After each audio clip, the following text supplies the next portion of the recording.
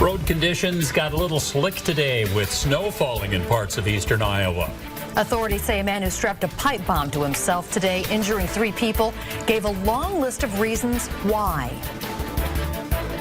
They were willing to investigate Senator Franken. I think it's only fair that they do the same for Trump. And 3 women push for an investigation into their claims of sexual misconduct against Donald Trump. You're watching KCRG-TV9, now from your 24-hour news source. This is KCRG-TV9 News at 5. Slick conditions in parts of eastern Iowa as a fast-moving storm passed through. In Dubuque County alone, more than 300 phone calls went to 911 this afternoon. Now, right now, there's a hazmat team responding to a semi that appears to have crashed in Piasta on Old Highway Road near north of Highway 20. We have a TV9 News crew getting more information about that accident. Now, Joe, you've been tracking that Alberta clipper that brought some of that slickness. And still bringing some slippery travel conditions to a couple of counties across eastern Iowa. Take a look right now, our road conditions from Rickardsville over to Sageville, down toward Asbury, through Dubuque, down toward Rockdale, southern areas of Dubuque County to Piasta along Highway 20, partially covered roadways. That's also true as we head down toward the Quad Cities. As you head a little farther to the west, road conditions are reported in normal driving conditions. It's really been one area that's received the heaviest of the snows that have moved through. In fact, pinpoint Doppler radar shows the snow done in that area farther to the south right now. In fact, just about out of eastern Iowa. Some of that scattered snow showers moving through the Quad City area. Some light rain a little farther to the south down toward Wapello. About a half hour from now, all that activity will be across areas of Illinois, and road conditions certainly will continue to improve. The next thing we have to watch for, the windy conditions. They develop overnight, and you see what that does to our temperature. Drops it down to the teens by morning. We have snowfall totals and how strong those winds will get coming up. Thank you, Joe. A man who had strapped a pipe bomb to his body set it off this morning near Times Square in New York, injuring himself and 3 other people. This was in a subway corridor near Times Square during today's morning rush hour. Authorities say the Islamic State inspired Aqiyad Ullah. Law enforcement officials say he came to the U.S. from Bangladesh 7 years ago. They say he chose a bus terminal because of its Christmas-themed posters. He says it reminded him of the attack in Berlin at a Christmas market last year. He told investigators he set off the bomb in retaliation for U.S. airstrikes on ISIS targets, especially in Syria. His neighbor says she's still in shock. It's really shocking that somebody lives right next to you could be building a bomb while you're just minding your business. Ullah also told investigators he carried out the attack because of recent Israeli actions in Gaza. Bad language, fights, and a total breakdown of class discipline. An anonymous letter to parents made those claims about McKinley Middle School in Cedar Rapids.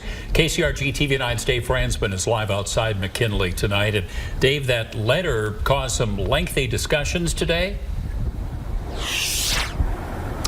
Bruce, that's what happened. Members of the McKinley PTA, some parents, even school administrators, discussed over some of the issues for about an hour here. Now, there was some disagreement about if the claims were true, if some were exaggerated, if some were not true at all. But no disagreement, though, that school officials are going to take the concerns seriously.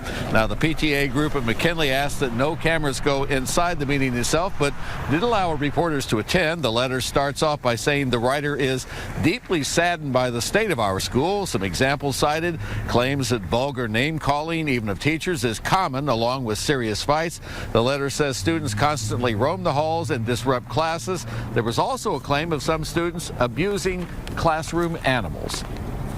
I sat down with the letter and my kids last night, and my 6th grader knew about 20% of it, and my 9th grader had heard about 80% of it, but she was very careful to tell me that she thought half of it was probably just people talking.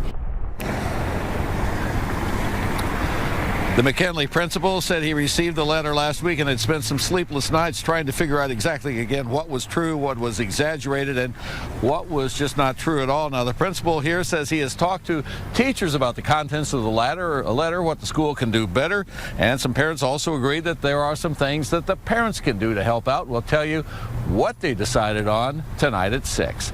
Live in Cedar Rapids, Dave Fransman, KCRG, TV9 News. A Pentagon official says transgender people can enlist in the military in the new year. This is despite President Trump's opposition. A Pentagon official told the Associated Press transgender people can enlist in the military beginning January 1st. This new policy reflects growing legal pressure regarding the issue. The federal government would have a hard time trying to enforce President Trump's demand to ban transgender people from the military. 2 federal courts already have ruled against the ban. There's a food fight in the nation's capital over how crops feed our fuel system. TV9's Dave Aid reports from our Washington, D.C. bureau on why at least one Iowa lawmaker is at odds with the Trump administration.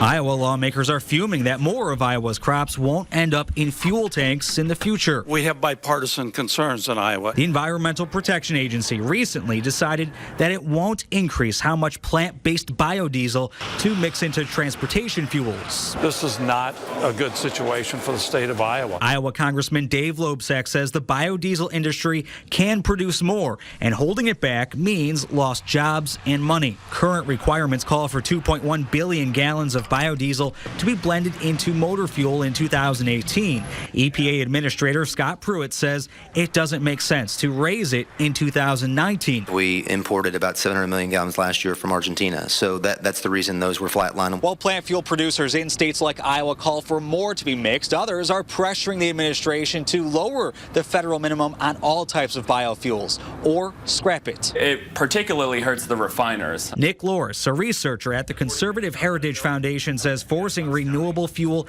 into the mix means refineries would shoulder the extra cost if overall fuel demand drops. He also says the mandates cost consumers at the pump with estimates between 13 and 26 cents per gallon. Last week, 9 senators from oil-producing states met with President Trump and his administration, urging a renewable fuel overhaul. A White House spokesman says they'll work with refineries and plant growers to find an agreeable path forward, but didn't offer a timeline. In Washington, David Aid, KCRG-TV9 News. Firefighters in Southern California are still struggling to contain 6 wildfires that are burning an area larger than Boston and New York City combined. Now we have aerials here from this morning of the Thomas Fire in Ventura County. It's burned more than 230,000 acres. That makes it the 5th largest wildfire in modern California history. The fires also destroyed nearly 800 structures. It threatens at least 18,000 others. Nearly 100,000 people are under mandatory evacuation orders in Ventura and Santa Barbara counties. A mother's defense includes only one person's testimony. Still ahead, that person, an expert, testifies about the mental health of the woman accused of starving her daughter to death. Stay with your 24-hour news source, KCRG-TV9. You're watching your 24-hour news source, KCRG-TV9, with Bruce Auney, Beth Malicki, and Chief Meteorologist Joe Winters. This is KCRG-TV9 News at 5.